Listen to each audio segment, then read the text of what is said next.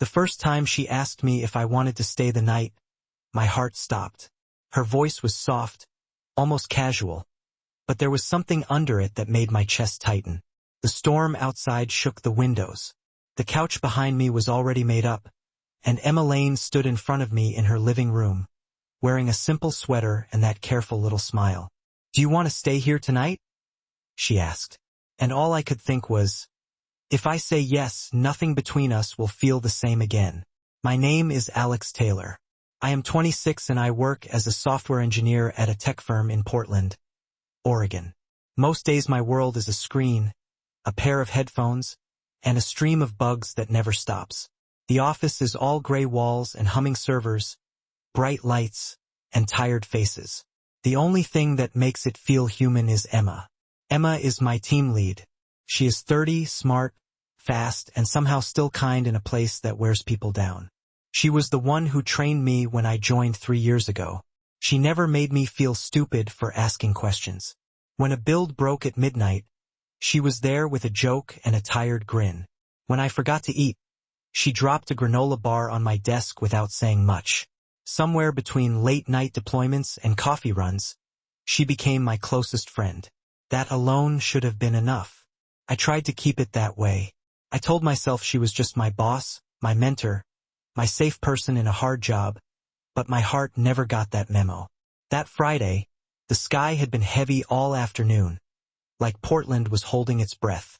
By the time 5 o'clock rolled around, most people had logged off and rushed out, hoping to beat the rain. I stayed behind to check one more push. I could hear Emma in my head saying, "Always test twice before the weekend." I packed up when the office felt almost empty. The hum of the lights echoed louder when no one was talking. I walked down to the lobby and the sound of the storm hit me first.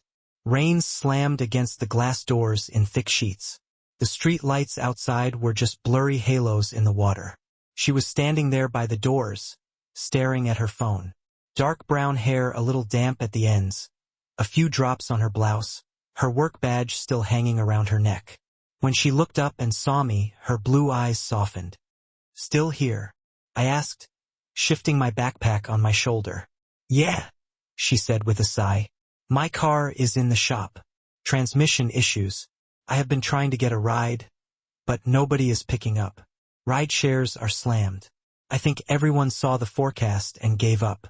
I took my keys out of my pocket and held them up. "Lucky for you, my old Honda is downstairs. I can give you a ride. I am not scared of a little rain." She bit her lip like she was thinking it over. "You sure? I do not want to be a problem. You probably just want to go crash. If I go home alone, I will just stare at my laptop again," I said. "Let me at least feel useful on the way out of this week."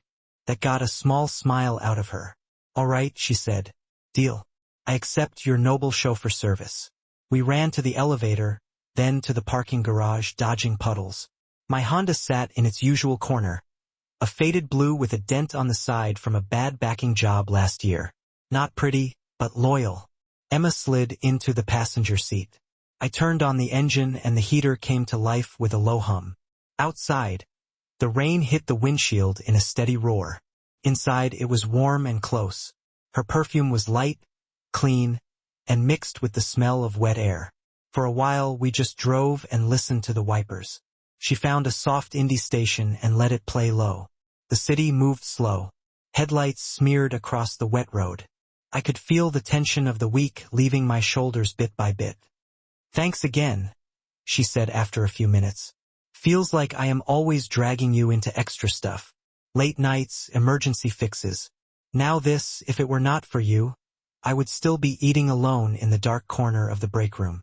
I said, "You pulled me out for tacos that one time, remember? You saved my social life." She laughed. "You make a good sidekick, Alex. Reliable, quiet, smarter than people think." I pretended to be offended. "Sidekick? Ouch. I thought we were at least co-main characters by now." Her smile lingered. "Maybe you are," she said and looked out at the rain again. We talked as the traffic crawled. And office stories, small memories, little things that somehow felt big in that small car. She told me about her first job, Interview: how the guy barely looked at her resume because he assumed she was there for a different role. I told her about leaving the Midwest, about how strange it felt to move to a rainy city where I knew no one. By the time we reached her neighborhood on the edge of the city, the storm was even worse.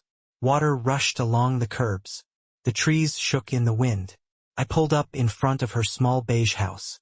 The porch light glowed through the downpour. "Seriously, you are a lifesaver," she said as she unbuckled. "But look at that. You really think it is smart to drive all the way back now?" I checked the road behind us. It did look bad. Dark, slick, empty. "I will be fine," I said. "I drive careful." She watched the rain for a second, then turned back to me with a new look in her eyes. A mix of concern and something else I could not name. "If you are not in a rush, come in for dinner," she said. "I have stuff for pasta. It is the least I can do." My stomach gave its own answer. "You sure?" I asked. "I do not want to crash your Friday night." "You already rescued it," she said. "Come on." We sprinted from the car to her front door, laughing as the rain soaked our shoes. Inside, her house wrapped around me like a warm blanket, soft lights, paintings in calm colors on the walls, shelves full of books, and a few plants that somehow were not dead. Felt lived in a way my place never had. "Make yourself at home," she said, kicking off her shoes. "You are soaked. I will grab you a dry shirt." She handed me an old concert shirt and pointed to the bathroom. When I came back, she was in the kitchen pulling pasta and tomatoes out of the fridge. "You were not kidding about the pasta," I said, leaning against the counter. "You were on chopping duty," she said, handing me a knife. No complaints. We cooked shoulder to shoulder in that small kitchen. The space forced us close. Our arms brushed when we reached for things. We laughed when the sauce splashed and both reached for the same towel. The whole house started to smell like garlic and basil. We ate at her small table by the window, watching the rain run down the glass. A light show played on the screen in the corner, but we barely watched it. We talked instead. Our words moved from work to old stories to dreams we had never said out loud at the office. By the time we finished washing the dishes, it was late. The storm still roared outside. The windows rattled now and then. She stood in the living room looking from the door to the couch. I could see the moment she made a choice. She took a slow breath and turned to me. "You really should not drive in this," she said. "It is bad out there. Why do you not just stay here tonight? I can pull out the sofa bed. I have extra blankets." My heart thumped hard against my ribs. The words hung between us heavy and careful. I met her eyes, felt the pull in my chest, and heard myself answer. "I will stay," I said, "but I am not sleeping on the sofa." The words came out of my mouth before I had time to dress them up or pull them back. "I will stay, but I am not sleeping on the sofa." Emma went still for a second. The sound of the rain filled the space between us. Her eyes searched my face like she was trying to decide if I was joking. "You are not," she said slowly, "sleeping on the sofa." I felt my throat go dry, but I did not look away. My heart was pounding, but I kept my voice steady. I added, "You take the bed, I will take the floor. That couch is way too short. My feet will hang off the edge and I will wake up broken. The floor and a blanket is better than that." For half a second, her lips stayed pressed in a flat line. Then she let out a breath and laughed. The kind of soft laugh that broke all the tension at once. She picked up one of the pillows and tossed it at my chest. "You had me there," she said. "I thought you were making a very bold move." I caught the pillow, my face hot. "I am not that brave." Her smile softened. "Not yet," she said under her breath, so quiet I almost missed it. She turned and pulled out the sofa bed anyway, shaking out the sheets she had grabbed. We worked side by side, laying blankets and fluffing pillows. The house had gone quiet except for the rain and the low jazz still playing from her speaker. When the bed was ready, she stepped back and looked at me. "You are sure you are okay out here?" she asked. "I can take the couch and you can have my room if you want." "I am good," I said. "This is already more than I expected when I walked out of the office today." She nodded, a small smile tugging at the corner of her mouth. "Okay then," she said. "Let me grab you an extra blanket." My place gets cold when it rains like this. She disappeared down the hall. I sat on the edge of the pullout, listening to the storm, feeling a strange mix of calm and nerves. This was the same woman who gave code reviews and called out sloppy work. The same woman who told dumb jokes during long sprints. But here in her house, in the low light, she felt different. Closer, realer. She came back with a thick gray blanket and draped it over the foot of the bed. "If you need anything, water, charger, whatever, just knock," she said. "I am right down the hall. First door on the right." I nodded. "Got it." She hesitated, then looked at me again like there was something else she wanted to say. "Alex," she said quietly, "thank you for tonight, for the ride, for staying. It has been a long week. It is nice not feeling alone in it for once." My chest tightened. "You are not alone," I said. "Not at work, not now." Her eyes softened for a second. The air between us felt thick again. Then she gave me a gentle smile and stepped back. "Good night," she said. "Try not to overthink every line of code you wrote this week while you sleep." "No promises," I said. She shook her head, still smiling, and turned off the main light. A small lamp by the couch stayed on, painting the room in a warm glow. I watched her walk down the hall and close her door with a soft click. I lay down and pulled the blanket up to my chest. The mattress was thin, but it felt fine. The real comfort was the steady drum of rain and the faint sound of Emma moving around in a room. I stared at the ceiling, replaying the whole day in my head. Her laugh in the car, her voice in the kitchen, the way she had looked at me when she asked me to stay. I told myself this was just a practical choice. Dangerous roads, a spare bed, nothing more. But deep down, I knew something had shifted. I fell asleep to the storm and the steady hum of the heater. When I woke up, the light in the room was soft and gray. The rain had turned into a gentle drip from the gutters outside. For a few seconds, I was confused, staring at the strange ceiling, at the paintings on the wall. Then I smelled it.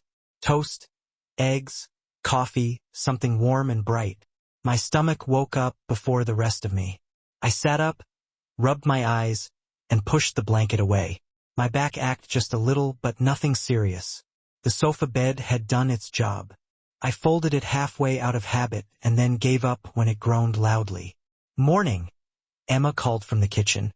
"You alive out there?" "Barely," I called back, but the smell was pulling me back from the dead. I walked into the kitchen and stopped. The small table was set. Scrambled eggs with herbs, toast, a small bowl of fruit, 2 glasses of orange juice, and a pot of coffee. She stood by the stove in a soft beige sweater and jeans, her hair up in a loose bun. No office badge, no blazer, no makeup. Just Emma. "How did the couch treat you?" she asked, turning to face me with a small smile. "Not too brutal, I hope." "Better than it looks," I said. "Honestly, this is the most put-together breakfast I have seen in months." She laughed and nodded toward the chair. "Sit, eat. You have a long day of staring at screens to fuel." I sat down and picked up my fork. The eggs were warm and fluffy. The toast had just the right amount of butter. It was simple, but it tasted like care. We ate and talked slower than we ever did at the office. No rush, no timers. She told me how she had moved to Portland from Texas right after college. How she had almost gone into a different field but changed her mind at the last second. I told her more about the flat fields I had left behind, the long winters, the reason I had wanted a new start. "You make it look easy," I said at one point, taking a sip of coffee. "The job, the pressure, the meetings. Everyone leans on you like you never get tired." She looked down at her mug, turning it in her hands. "It is not easy," she said softly. "Some days I go home and just sit in my car for 10 minutes before I can walk inside. I have to be strong in that office. If I slip, someone is ready to decide I do not belong there. I learned a long time ago that if I show how heavy it feels, people stop listening and just say I am being emotional." She looked up again, and there was something raw in her eyes that I had never seen. "It helps having someone on the team who does not make it harder," she added. "You do not chase credit or throw people under the bus. You just quietly show up." I noticed that. My chest warmed in a whole new way. "I get it more than you think," I said. Different reasons, same weight. I know what it feels like to act fine, so no one starts asking questions you do not want to answer. We held each other's gaze for a moment. The silence was not awkward. Felt like a bridge. After breakfast, I insisted on cleaning the dishes. She tried to argue. I ignored her and rolled up my sleeves. The faucet dripped a little, so I asked if I could check it. She pointed me to a small toolbox in the hall closet. While she dried plates, I tightened the loose piece under the sink and swapped out a flickering bulb above the stove. I even cracked open her laptop and cleared out some junk that had been slowing it down. "You are a secret handyman," she said, leaning in the doorway, arms crossed, a light look in her eyes. "If I had known that, I would have lured you over with fake leaks months ago." "Hey," I said, "it is the least I can do after getting a free bed and a 5-star breakfast." Her gaze softened again. "You are more than just a good teammate, she said. "You make my life easier in ways you probably do not see." That stuck with me the whole ride to work. She grabbed her bag, we locked the door, and I drove us downtown. The rain had slowed to a light mist. The streets were shiny and bright. We were quieter than the night before, but not because anything was wrong. It felt like our words were just sitting closer to the surface now. When I pulled into the company lot, she unbuckled and looked at me. "Thank you again," she said. "For staying, for listening, for fixing half my house." "Anytime," I said. "Really?" She hesitated, then touched my arm just for a second. "Alex," she said. "I liked having you there. Felt good." I did not trust my voice, so I just nodded. She smiled, got out, and walked toward the building. I watched her go, thinking that maybe, just maybe, last night had been the start of something neither of us had the courage to name yet. It felt perfect until I walked into the office later and saw the way some people were already looking at us. By Monday morning, I was sure the strange warmth from that night would carry me through the whole week. I woke up early, had actual breakfast at home, and for once did not dread the office lights or the sound of notifications. That feeling lasted until about 10:30. Started small. I was in the break room grabbing a coffee when I noticed 2 people from QA at the counter. They were whispering, glancing at the door, then at me, then back at each other. He came in with her again. One of them said under his breath, "Pretty cozy for a team lead and her favorite dev." The other one laughed softly. Must have been some code review. They did not know I could hear them. Or maybe they did not care. My hand tightened around my coffee cup. I walked out before I said something sharp. In the hallway, I checked our team Slack. The unofficial channel, the one people used for memes and random talk, was lighting up. "Anyone else see Alex roll up with Emma this morning?" One message read, "Carpooling or something more." Another one popped up. "Bet he had a long night of bug fixing at her place." There were laughing reactions, winks, little jokes that hit like small stones. I stared at the screen, feeling my cheeks burn. This was not just harmless teasing. They were taking my one quiet, safe place and turning it into a cheap story. At first, I told myself to ignore it. People gossip. It would fade. I went back to my desk and tried to focus. Lines of code shifted in front of my eyes, but my mind was not on them. At our afternoon stand-up, the whole team gathered around the big monitor.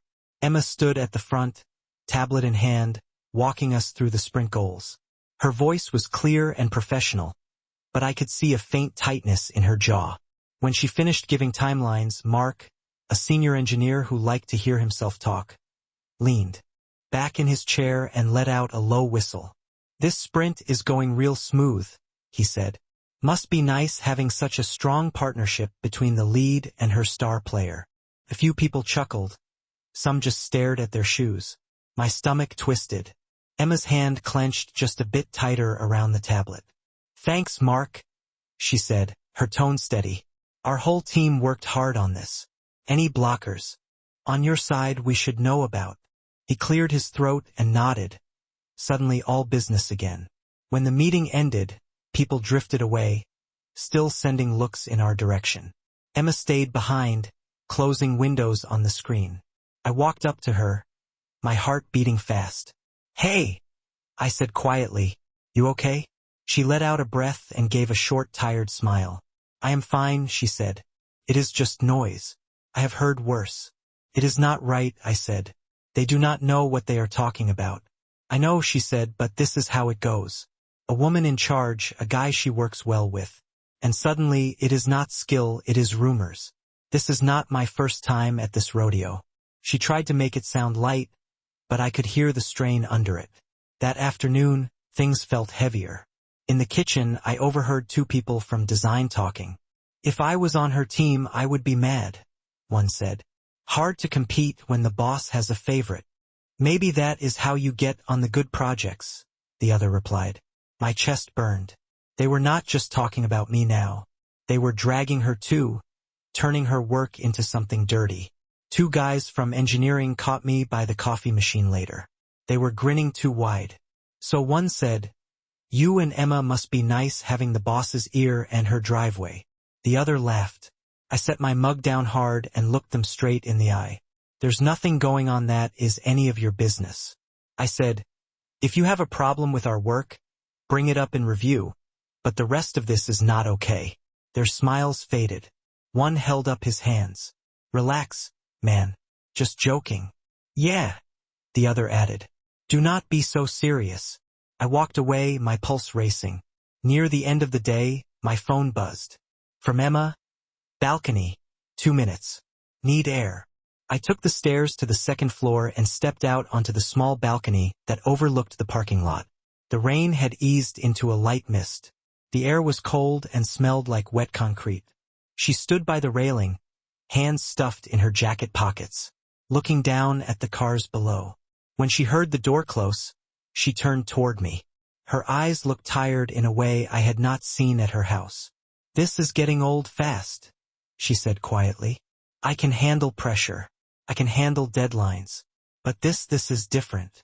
I moved closer, keeping my voice low, even though we were alone. I am sorry, I said. This is my fault if I had not driven you. If I had not stayed. Stop, she said, shaking her head.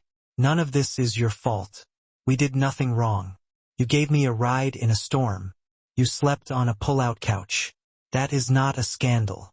That is basic human kindness. Her breath came out in a white cloud. I worked so hard to be taken seriously here, she went on. I put in extra hours. I ate cold food at my desk. I swallowed stupid comments. Now a simple ride home turns into people acting like I sleep my way through my job. Anger flared in me, sharp and clear. We can fix this, I said. I will talk to them. I will tell them to stop. She gave a small sad smile. You should not have to, she said. And I do not want this to land on you. Your career is still early. I do not want people thinking you get ahead just because your lead likes you. She looked back out at the lot.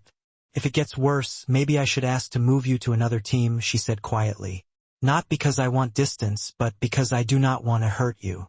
The thought hit me like a punch. I do not want to move, I said. I like working with you. I trust you. I am not going to run away because some people are bored and need a story. She turned back to me, our eyes met. The faint mist dotted her hair, made small sparkles on her lashes. So what do we do? She asked. I took a deep breath. We do not hide, I said. We keep things professional and clear at work like we always have. We let our work speak. And if people cross a line, we call it out. She watched me for a long moment. Then she nodded slowly. Tomorrow, she said, I am going to talk to our department head. I will lay it out. The jokes, the comments, all of it. We'll make it clear. I am committed to this team and to a clean line between work and my personal life. If he is worth anything, he will listen. Quote, and I will back it up, I said. If someone says something in a chat, I will not laugh it off. I will answer it in front of everyone.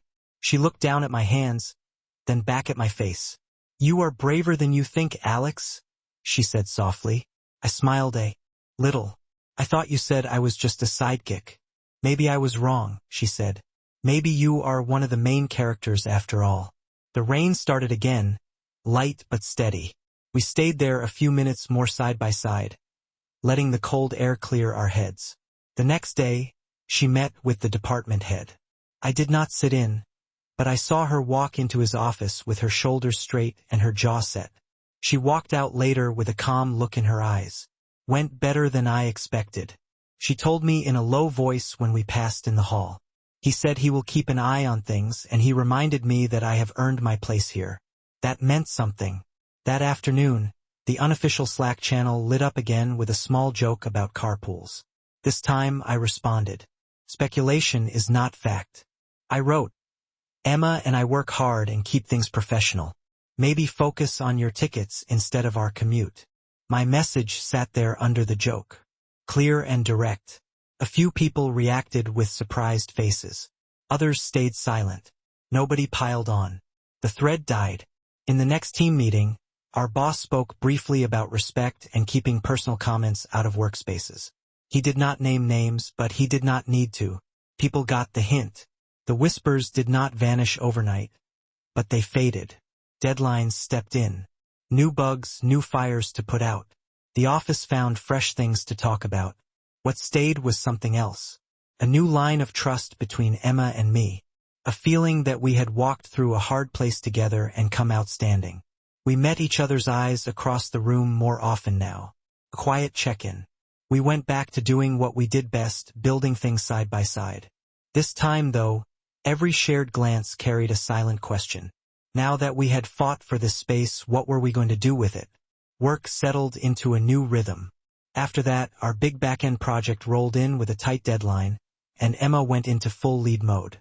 Clear plans, clean tickets, no wasted words. I followed her pace, and our team did, too. We pushed hard for weeks. Late nights, quick dinners at our desks, quick jokes in between code reviews. When the numbers came back, they were better than anyone expected. User reports were smooth. Error rates dropped.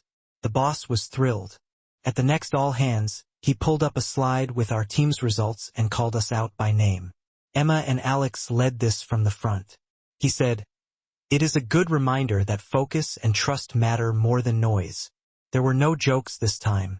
People clapped. A few turned and gave us real smiles, not the strange smirks from before. Emma's eyes met mine across the room. There was a soft private pride there. After that, the whispers faded for real. People moved on. New hires came. New issues popped up. The story of us and the storm became just another small thing in a busy office. What did not fade was the way we slipped into each other's lives outside work. Weekends slowly became ours. Sometimes I drove to her place with bags of groceries. We tried new recipes in her small kitchen. She handled the sauces. I handled the grill on the tiny back patio, standing under a worn umbrella when the Portland drizzle showed up. Other times, we stayed inside with takeout and old movies. She spread a blanket on the couch. We sat close, shoulders touching, sharing one bowl of popcorn. Half the time we talked through the film, pausing it to argue about endings or to laugh at bad lines.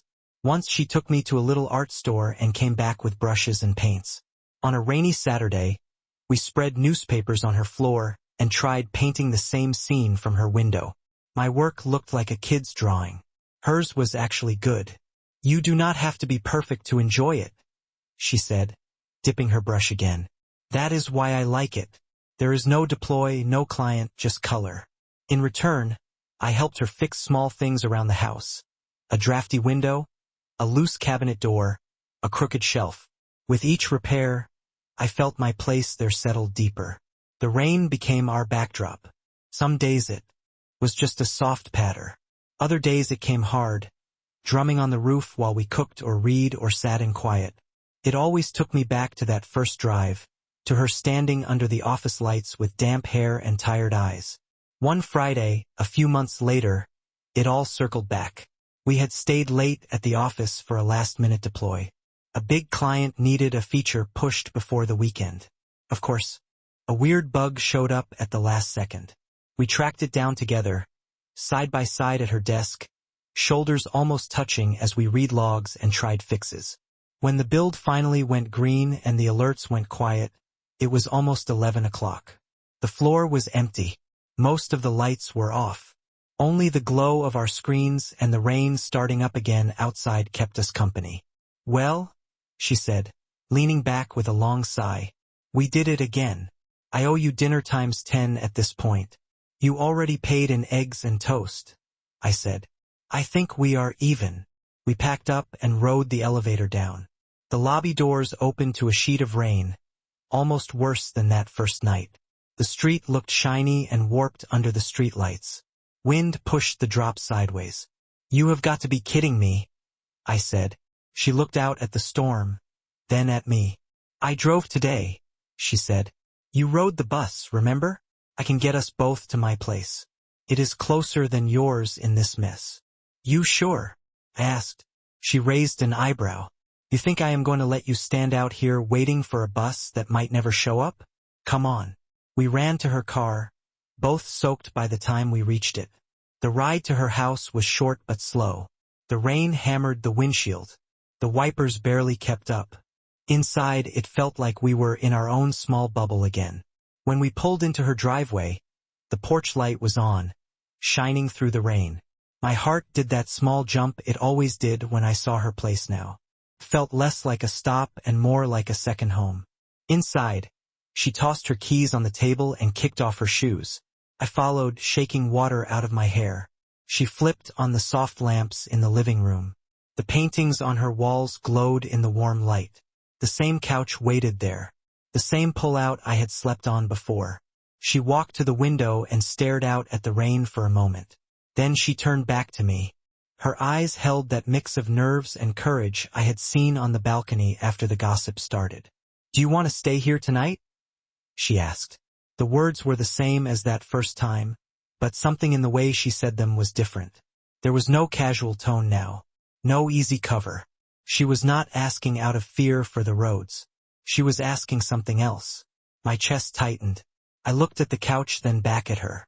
I will stay, I said. My voice was calm, but I could feel my heart racing. I took a breath and added the rest. And I am still not sleeping on the sofa. This time I did not hide behind a joke. For a second, her face stayed still. Then I saw it. The way her shoulders relaxed. The way her eyes softened and warmed. The way her lips parted in a small shaking smile. She stepped closer. Then where are you sleeping, Alex? She asked, her voice low but steady. Where you are, I said. If you want that too. I do not want to pretend anymore that this is just rides and code and storms. Care about you. Not just as my lead, not just as my friend. I want this to be real. The room was quiet except for the rain beating on the glass. She reached up and touched my cheek with her hand, thumb brushing the edge of my jaw like she was memorizing it. I have been trying not to cross this line for a long time, she said. I told myself it would be easier to keep you as just my smartest dev, just my calm voice in chaos. But every time you show up, every time you fix something I did not even ask about, every time you listen, it gets harder to pretend. She swallowed and laughed once, a small shaky sound. Yes, she said. I want it too. My chest felt like it would burst. All the late nights, all the jokes, all the small looks across desks and screens, it all came together right there in her living room. I stepped closer. She tilted her head up. Our foreheads touched for a second, just breathing the same air. Then I kissed her. It was not a movie kiss. There were no perfect angles or big music. It was slow and real. Years of trust and held back. Feelings poured into that simple touch. When we pulled apart, her eyes were bright. She rested her head against my chest for a moment, listening to my heart pound. So she said softly, "No sofa, no sofa," I said, "ever again." We did not rush anything. We moved through the rest of the night like we had moved through everything else. Steady, careful, together. She handed me another soft shirt. I left my bag by the couch, the same place I had put it that first night. Only this time, when we turned off the lights and walked down the hall, we walked side by side. Later, lying in her bed with the window cracked open and the sound of rain drifting in, I stared at the ceiling and thought about how far we had come. From a late ride in a storm to quiet breakfasts, from ugly office whispers to standing up for each other, from a pull-out couch to this. I turned my head. She was already looking at me, eyes soft, hair spread out on the pillow. "Tired?" she asked. "Happy," I said. She smiled and reached for my hand under the blanket. our fingers laced together, simple and sure. Life did not suddenly become a perfect story after that. We still had bad days at work. We still had bugs that broke at the worst times. We still had rain that ruined plans. But now, when the storms hit, I did not face them alone. I had a woman who had fought to be heard, and she had a man who had learned to speak up. We had a home where the lights were warm and the couch stayed empty at night. She once asked, "Do you want to stay here tonight?" Now, we both knew the answer. I was not sleeping on the sofa. I was staying with